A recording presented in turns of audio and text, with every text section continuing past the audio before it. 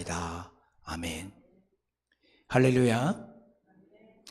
이 자리에 나온 여러분들을 환영합니다. 또 온라인으로 예배를 드리시는 여러분들도 환영합니다. 오늘도 주님 말씀 앞에 정직히 서려 하는 우리에게 신실한 하나님의 은혜가 있기를 기원합니다. 아멘입니까? 아멘입니다. 여러분 혹시 잘못을 범했을 때 그 잘못에 대해서 어떻게 반응해 오셨나요? 우리는 잘못을 범할 때마다 각각 다른 반응을 보입니다. 어떤 분들은 그런 잘못이 보일 때마다 빠르게 그 잘못을 인정하고 시정하거나 용서를 구해야 할 일이라면 용서를 구하는 사람들이 있습니다. 또 어떤 분들은요, 어떻게 해서든 그 잘못을 부정하려고 하는 사람들을 볼 때가 있습니다. 저는 이렇게 생각합니다. 아마도 잘못을 부정하려는 사람들이 더 많지 않은가. 여러분은 어떻게 생각하시나요?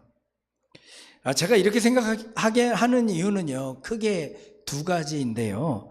제 자신을 좀 대비해 볼 때 그렇다라고 느껴요. 제가 잘못했을 때 저는 인정하기보다는 부정하려 할 때가 더 많더라고요. 아마도 자존심 문제인 것 같기도 하고요. 잘못을 인정하고 나면 왠지 제 자신이 초라해 보이고 또 무능해 보이는 그런 느낌도 받기 때문이 아닌가 싶습니다. 여러분은 좀 다르신가요? 특별히 제 잘못을 본 사람이 아무도 없다면요, 그냥 넘어가도 되는데 제 마음에서 계속 생각해요. 되뇌어요. 그러면서 정당화하려고 어떻게 해서든 이 잘못이 아닌 것처럼 생각하려고 노력하는 모습을 볼 때가 있습니다. 또 제가 그렇게 느끼는, 그러니까 잘못을 부정하는 사람들이 더 많다라고 느끼는 이유 중에 하나는 뉴스를 보면 그렇더라고요. 소위 잘 나간다는 사람들, 그러니까 사회적으로 볼 때 인정받은 사람들은요, 잘못을 잘 인정하지 않는 것 같아요. 누가 봐도 잘못이고 그 잘못이 드러났는데도 불구하고 어떠한 논리를 들어서라도 자기 잘못을 변명하려는 사람들, 우리는 많이 보게 되어집니다. 아무래도 그로 인해 자신이 얻을 불이익이 크다라고 느끼기 때문이겠죠. 오늘 말씀은요, 정말 영적으로나 사회적으로나 승승장구하던 한 나라의 왕이었던 다윗에게 일어난 사건을 우리에게 보여줍니다. 이 본문은 저는 참 귀하다라고 느끼는 것이 자신의 잘못에 대해 우리가 어떻게 반응해야 되는가를 잘 보여주는 본문이라고 생각됩니다. 그래서 오늘 본문을 나누면서 우리가 가지고 있는 잘못들, 또 죄에 대해서 우리가 어떤 생각을 품고 어떻게 반응하는 것이 옳은지 신앙적인 생각을 좀 고치해가는 시간으로, 세워갈 수 있는 시간으로 갖게 되기를 바랍니다. 오늘 말씀을 이해하기 위해서는 앞의 내용을 좀 설명을 들으시는 게 좀 필요합니다. 사무엘하의 말씀을 지난달에인가요? 2번 나눴던 것 같아요. 오늘 또 3번째 나누게 되는데요. 앞서 1장도 나누고 7장도 나눴어요. 그때 그 말씀을 나누면서 여러분은 어떤 생각이 들었나요? 사무엘하는요, 기본적으로 이스라엘의 초대 왕이었던 사울이 죽고 난 뒤에 다윗이 즉위하게 된 경위를 우리에게 보여주고, 다윗이 하나님을 진정한 왕으로 모시고 하나님이 다스리시는 신정 정치의 대리자로서 이스라엘을 든든하게 세워가는 모습을 그리고 있었습니다. 외부적으로 적들이 어느 정도 정리되고요, 내부적으로도 굉장히 안정적이 되어서 그런 바른 정치를 통해 백성들 모두가 번영하고 영화를 누리게 되었던 것을 보여주고 있었단 말이죠. 그런데 오늘 본문이 들어있는 11장부터요, 분위기가 바뀌어요. 11장으로 머무면서 완전히 분위기가 바뀌는데, 하나님의 축복 속에서 번영하고 복된 삶을 살게 되었던 그들이 참담하고 고통스러운 그 길에 들어서게 되는 이유를 보여주는 내용이 오늘 본문 11장으로부터 시작되기 때문입니다. 11장의 시작을 보면 이렇게 기록하고 있습니다. 1절 말씀에 보니까 이스라엘이 암몬의 수도인 라빠를 점령하기 직전이었던 것으로 보입니다. 그때 다윗 왕은 전장에 나가지는 않았고요, 왕궁에 머물러 있었다라고 성경은 기록합니다. 다윗이요, 그때 왕궁 옥상에서 저녁에 거닐었던 것 같아요. 아마 그게 루틴이었던 것 같아요. 저녁에 이렇게 옥상을 거닐고 있는데요, 한 여인을 발견합니다. 그것도 목욕하고 있는 여인을. 왕궁이 좀 높은 곳에 위치하다 보니까 거기에 옥상까지 올라갔으니까요, 다른 집들이 뜰이 보였을 겁니다. 그 뜰에서 목욕하고 있는 여인을 보게 된 거예요. 그리하여 그 여인이 우리아의 아내인 것을 알게 되었고, 그 여인이 아름답다라고 느껴서 그 여인을 불러오게 합니다. 그녀가 바로 솔로몬의 어머니인 바세바죠, 그죠? 그 우리아는 햇사람으로 다윗 군대의 용맹한 군사였다는 것을 알 수가 있습니다. 정말 다윗이 나빴던 부분은 이겁니다. 우리아가 전쟁에 지금 나가 있는 상황이었던 거거든요. 그것을 알고서는 그녀를 자기 욕정에 따라 불러들였고 동침했다는 것입니다. 그 이유는 여러 가지가 있었겠지만 그녀만 입을 다문다면 아무도 알 사람이 없다라는 그런 생각을 품었던 것 같아요. 또 자신의 왕권이 있기 때문에 자신의 잘못을 지적할 사람이 없다라는 생각을 가졌던 것 같아요. 그런데 그로 인해 얼마 후 그녀가 임신하게 되어집니다. 그것을 알게 된 다윗은요, 자신의 죄가 드러날 것을 두려워했던 것인지 전장에 있는 우리아를 다시 예루살렘으로 불러들입니다. 그리고는 우리아로 하여금 자기 아내와 동침하게 만듭니다. 그래서 아이가 생겼다라고 얘기할 수 있을 것이라 생각한 것이죠. 그렇게 자신의 죄를 무마하려고 했던 겁니다. 그런데 우리아가 얼마나 충직한 군인이었는지 전장에 나가 있는 동료들을 생각하면서 자신만 편하게 있을 수 없다는 생각으로 자신의 집에 들어가지 않습니다. 심지어 다윗이요, 그를 잡아두고 또 자신의 집에 돌아가 자신의 아내와 동침할 수 있도록 술까지 먹였는데도 불구하고 끝까지 정신을 놓지 않고 자신의 집에 돌아가지 않았습니다. 그렇게 자신의 계획이 실패로 끝나자 다윗은 우리아의 손에 요압 장군에게 보낼 편지를 들려보내는데, 그 편지의 내용이 다른 것이 아니라 가장 치열한 전투를 하는 그곳에 우리아를 보내서 그 가장 치열한 전투가 이루어지고 있을 때 아군을 다 뺨으로 인해 우리아가 죽게 만들라는 그런 서신을 우리아의 손에 들려서 보냈던 겁니다. 결국 어떻게 되었습니까? 우리아는 전쟁 중에 죽게 되어집니다. 오늘 본문은 그렇게 우리아가 전쟁에서 죽고 난 후의 이야기를 담고 있는 것입니다. 그래서 오늘 본문에 보면 우리아의 처가 우리아가 죽었음으로 인해 호곡하고 장사를 다 마쳤다라는 것이 기록되어 있습니다. 그렇게 장사를 다 마치자 그녀를 다윗은 자신의 궁정으로 불러들여서는 자신의 아내로 삼아 버립니다. 이에 대한 하나님의 평가가 11장 27절에 담겨 있습니다. 한번 보시죠. 그 장례를 마침에 다윗이 사람을 보내 그를, 그러니까 그 여인을 왕궁으로 데려오니 그가 그의 아내가 되어 그에게 아들을 낳으니라. 다윗이 행한 그 일이 여호와 보시기에 악하였더라. 어떠했다고요? 여호와 보시기에 악하였더라 라고 얘기하고 있습니다. 이렇게 모든 일이 완전 범죄로 덮여지는 듯 했지만 어떻습니까? 사람들 눈은 속일 수 있었지만 하나님의 눈은 속일 수 없었다는 것을 오늘 본문에서 우리는 확인하게 되어지는 겁니다. 하나님은 이 일에 대해서 분명하게 평가하십니다. 그가 악한 일을 행했다라고. 우리는 이 평가에 대해서 주목해 봐야 됩니다. 사람들은 모르는 죄일 겁니다. 사람들이 볼 때는 전쟁에서 이기고 있는 이스라엘을 보면서 훌륭한 왕을 두었다 생각할 것입니다. 그러나 하나님 보시기에는 악한 일이 행해졌음을 분명하게 드러나고 있는 것입니다. 하나님 앞에 여러분, 죄가 존재할 수 있습니까? 악이 하나님과 동참할 수 있습니까? 그럴 수 없다는 걸 잘 아실 겁니다. 여호와 보시기에 악한 일을 행한 이 일이 얼마나 중요한지를 우리는 그래서 주목해 봐야 됩니다. 다윗이 하나님으로 인해 기름 부음을 받고 세움을 입어 왕의 위치에까지 이르렀습니다. 그런데 그가 하나님 앞에 악하다 평가되어지게 됩니다. 그렇다면 하나님과의 관계는 어떻게 되겠습니까?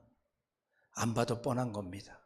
하나님과의 관계는 끊어질 수밖에 없는 일이 일어나고 만 것입니다. 저는 무엇보다도 이런 일이 일어난 것에 대해서 우리가 좀 주목해 보셨으면 좋겠습니다. 앞서 말씀드렸지만 다윗은 하나님의 뜻에 합한 자로 기름 부음을 받고 왕의 자리에게까지 이르게 되었습니다. 그런 그가요, 결국 죄에 넘어졌다는 사실을 우리는 주목해 봐야 됩니다. 그렇게도 하나님의 마음에 들어 세움을 입은 다윗 왕이었지만 죄의 유혹이 얼마나 강한지 한 번에 넘어지고 말았던 것입니다. 여러분, 우리가 하나님과의 관계에 있어서 올바로 서 있다고 자만하지 마십시오. 우리가 항상 겸손해야 될 이유가 여기에 있는 것입니다. 다윗은 분명 죄를 범하면서도 이 죄를 정당화할 방향을 찾았을 겁니다. 그런 논리들을 찾아갔을 겁니다. 자신이 왕이라는 사실에 누구도 자신을 정죄할 수 없음을 알고 있었고, 그렇기 때문에 다른 이만 모른다면, 다른 이만 몰라서 하나님이 모를 것이라고 생각했던 것입니다. 그러나 여러분, 우리의 죄는 하나님 앞에 숨겨질 수 없는 것입니다. 그리고 우리의 죄는 하나님 앞에 반드시 판단받음을 우리는 기억해야 됩니다. 여러분, 죄에 대한 판단은요, 내 스스로가 하는 것이 아니고 세상이 판단하는 것이 아니고 하나님이 하신다는 사실을 잊지 마십시오. 여러분, 그렇기 때문에 죄는 결코 감춰질 수 없는 것입니다. 죄는 내가 정당화한다고, 세상이 법적으로 아무 문제 없다라고 얘기한다고 정당화되지 않고 사라지지 않습니다. 무소부재하신 하나님 앞에 죄는 숨겨질 수 없는 것입니다. 제일 중요한 문제는 이겁니다. 그 죄로 인해 하나님과의 관계가 망가진다는 것입니다. 나만의 문제가 아니라 내 이웃에게까지도 그 영향이 끼칠 수도 있다는 것입니다. 여러분 보십시오. 다윗이 이 죄를 범함에 있어서 그 사이에 여러 가지 역할을 했던 사람들이 드러나고 있습니다. 우리아의 아내를 불러왔던 시종이 있었을 것이고, 요압 장군은 그 다윗의 명령을 따라 우리아를 죽게까지 만들었습니다. 그들에게도 죄가 전가되었던 겁니다. 왕의 명령인데 어떻게 거역할 수 있습니까? 라고 생각하겠지만 그 왕의 명령에 대해서 잘못되었음을 밝히라고 하나님이 그들을 세워두셨던 겁니다. 그런데 그러지 못했던 것이고 결국 죄에 동참했던 겁니다. 다윗의 죄는 다윗으로 끝난 것이 아니라 그렇게 주변에까지 이어진 것입니다. 여러분, 우리는 연약하기 때문에 언제나 죄의 유혹에 놓일 수 있습니다.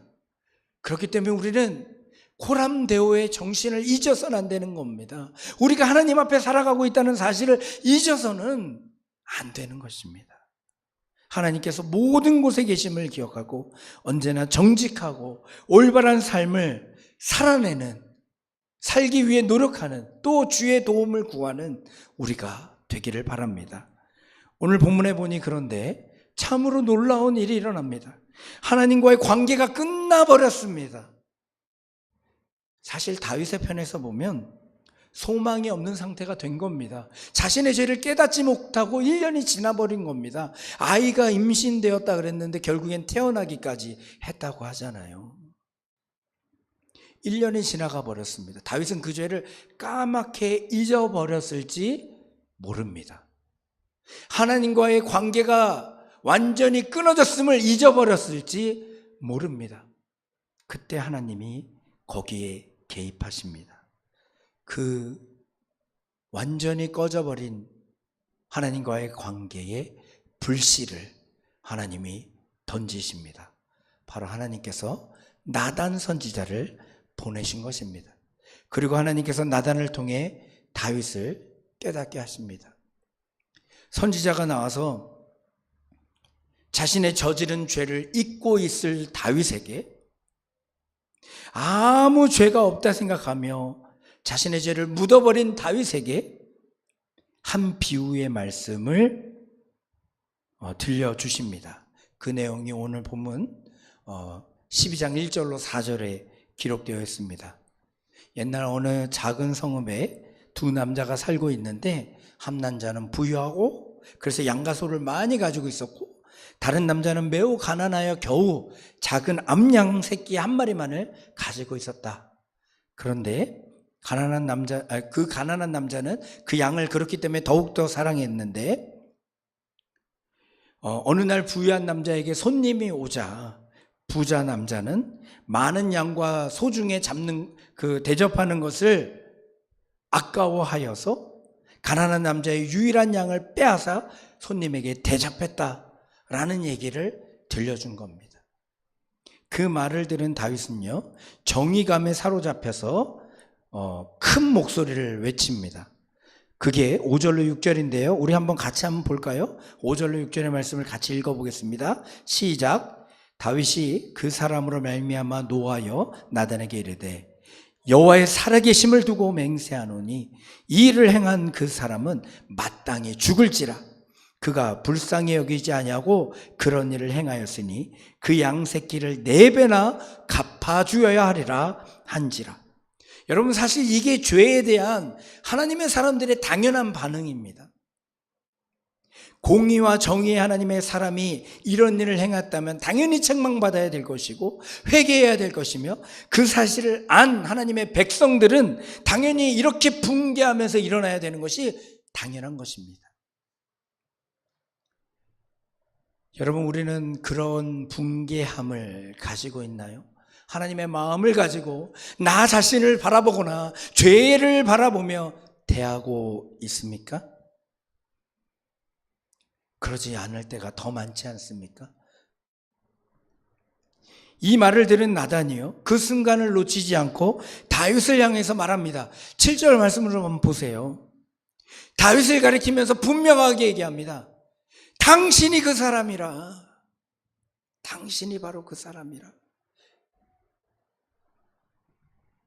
그러면서 나단이 하나님의 말씀을 그대로 전합니다. 그게 7절로 9절에 기록되어 있습니다. 하나님은 이렇게 얘기합니다. 내가 너를 이스라엘 왕으로 기름 붓기 위하여 너를 사울의 손에서 구원했고 내 주인의 집을 내게 주고 내 주인의 아내들을 내 품에 두고 이스라엘과 유다 족속을 내게 맡겼느니라. 만일 그것이 부족하였을 것 같으면 내가 내게 이것저것을 더 주었을 것이라. 그런데 어찌하여 내가 여호와의 말을 업신여기고 나 보기에 악을 행하였느냐? 내가 칼로 햇사람 우리아를 치되 암몬 자손의 칼로 죽이고 그의 아내를 빼앗아 아내로 삼았도다. 하나님께서는 나단을 통해 다윗이 그동안 잊고 있었던 그 죄를 낱낱이 불러일으킵니다. 그 기억들을 불러일으킵니다. 거기에다가 하나님은 이제 다윗에게는 하나님께서 주시는 재앙이 임하게 될 것을 선포하십니다. 칼이 내 집에서 영원히 떠나지 않을 것이고 하나님께서 재앙을 일으키고 내 눈앞에서 내 아내를 빼앗아 내 이웃에게 주리니 그 사람들이 내 아내들과 더불어 백주에 동침하게 될 것이다. 그러면서 아주 중요한 죄에 대한 원리를 이렇게 밝힙니다. 너는 은밀히 행하였으나, 12절에 기록되어 있죠. 너는 은밀히 행하였으나 나는 온 이스라엘 앞에서 백주의 이 일을 행하리라 하셨나이다. 우리는 우리의 죄가 은밀히 이루어질 때 아무도 모를 것이라고 생각하지만, 하나님의 그 죄에 대한 심판은 모든 사람이 다 알도록 이루어질 것이다 라고 얘기해 주고 계신 겁니다. 여러분, 이 말씀을 분명히 기억하십시오.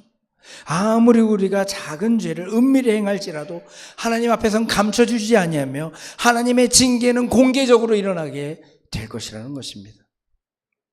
이렇게 자신의 모든 상황에 직면하게 된 다윗은 나단에게 이렇게 고백합니다. 13절 전반부 우리 같이 읽겠습니다. 같이 읽습니다. 시작.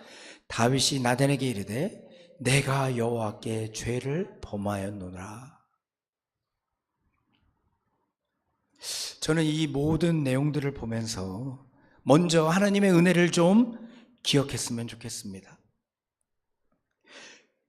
죄인된 다윗이었습니다. 악으로 인해 하나님과의 관계가 끊어진 다윗이었습니다.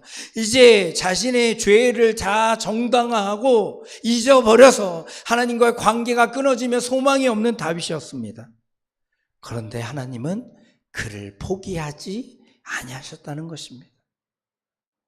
죄 가운데 완전히 노출되어져 버린 다윗이었지만 하나님은 그를 포기하지 아니하셨고 바로 세우기 위해 지금 노력하고 계심을 보게 되는 것입니다. 이제 다윗은 자신이 저지른 과오를 잊고 살았으므로 하나님이 악하게 여겨 하나님과의 관계가 깨어진 채 멸망당할 수밖에 없는 존재가 되고 말았는데, 하나님은 그를 끝까지 기억하셨던 것입니다. 그를 방치하지 아니하시고 그 죄에 대해 깨어 회개에 이르도록 개입하셨던 겁니다. 그렇게 관계를 회복시켜 그를 살게 하시려는 하나님의 역사였던 것입니다. 이러한 사실은 바로 우리 모든 자들에게 적용이 됩니다. 특별히 여러분, 왜 예수님이 이 땅에 오셨던 것입니까? 죄로 인해 하나님과의 관계가 끊어진 우리들, 우리 편에서는 내놓을 수 없는 그 소망이 없는 우리의 상태를 아셨던 하나님께서는 우리를 잊지 않으시고 우리를 사랑하셔서 자신의 독생자 예수를 보내주시사 우리와의 관계를 회복시키시기 위함이었던 겁니다. 하나님께서는 자신의 독생자 예수를 보내주셔서 예수 그리스도의 십자가의 사랑으로 우리를 구원하시고 이제 의로운 백성 삼으신 것입니다. 여러분, 그럼에도 불구하고 우리는 사탄의 유혹으로 죄의 길에 들어설 때가 있을 겁니다. 그럴 때 여러분 스스로 포기하지 마십시오. 하나님이 여러분을 포기하지 아니하십니다. 그렇게 교회를 통해서 혹은 이웃을 통해서 우리의 죄를 깨닫게 하사 돌이키기를 원하고 계신 겁니다. 가장 적절한 순간에 개입해 오신다는 것입니다. 그 사실을 신뢰하십시오. 우리를 죽음의 순간까지 유기하지 아니하시고 반드시 개입하십니다. 하나님은 다윗을 향한 사랑 때문에 유기된 채로, 죄에 버려둔 채로 그대로 두지 아니하시고 개입하셔서 죄를 깨닫게 하시고 성화된 삶으로 이끌어 가시고 계신 겁니다. 그러한 과정이 우리에게도 동일하게 일어나고 있습니다. 그러므로 우리는 하나님의 개입이 두려움과 심판이 아니라 생명과 은혜로 이끄는 하나님의 긍휼하심을 우리는 기억해야 될 것입니다. 그때 다윗이 그 자리에서 바로 고백하지요. 내가 여호와께 죄를 범하였노라. 더 놀라운 대답은요, 그렇게 죄를 고백하고 깨닫고 고백하는 다윗에게 하나님이 주시는 말씀입니다. 그 후반부에 이렇게 기록되어 있습니다. 나단이 다윗에게 말하되 여호와께서도 당신의 죄를 사하셨습니다. 이것이 하나님의 방법인 것입니다.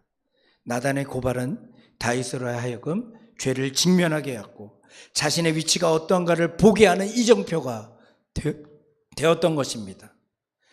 다윗은 그 긴박한 갈림길의 순간, 그러니까 죄로 인해 죽을 것이냐 생명을 얻을 것이냐는 그 긴박한 갈림길의 순간에 생명의 길로 들어설 기회를 얻게 된 것입니다. 여러분, 하나님이 깨닫게 하실 때 내 자존심 때문에 그것을 포기하지 마십시오. 하나님이 주시는 생명의 길에 들어서십시오. 죽고자 하면 살고 살고자 하면 죽게 되는 것이 신앙의 원리입니다. 세상에서 죽더라도 반드시 우리는 참 생명을 얻을 것입니다. 세상에서만 살고자 한다면 우리는 영원한 죽음에 이를 수밖에 없는 것입니다. 죽을 것 같지만 회개하면 살아나게 되고 살 것 같아 회피하면 죽음에 이르는 것입니다. 사랑하는 성도 여러분, 우리는 살아가면서 의인으로 섰는가 싶지만 어느 순간 악한 세력의 유혹에 넘어갈 때가 있을 겁니다. 그리고 우리는 착각에 빠질 수 있습니다. 그 죄를, 악에 동참하고 있는 우리의 모습을 영원히 감출 수 있는 것 아닌가. 세상은 속일 수 있어도 하나님을 속일 수는 없습니다. 하나님은 그렇게 악으로 가득한 세상을 주목하고 계십니다. 세심하게 관찰하면서 하나님을 찾는 자를 찾고 계십니다. 때론 죄악된 우리를 유기 상태에서 지켜보시지만 우리가 하나님을 찾기를 바라고 계신 것입니다. 그리고 또 적절한 순간에 개입하십니다. 개입하시되 우리의 죄를 직면할 수 있도록 드러내십니다. 그때 우리가 행해야 될 것은 회피가 아니라 회개입니다. 주님, 내가 주님 앞에 죄를 지었나이다. 주님, 불쌍히 여겨 주옵소서. 그때 하나님은 우리를 참 생명의 길로 인도하실 겁니다. 내가 내 죄를 사하였노라. 사랑하는 성도 여러분, 하나님께서 개입하시는 그 순간 회피하지 마시고 회개함으로 생명이 있는 삶으로 나아가게 되길 바랍니다. 죽는 인생이 아니라 참 생명으로 걸어가는 인생, 사는 인생 되시기를 바랍니다.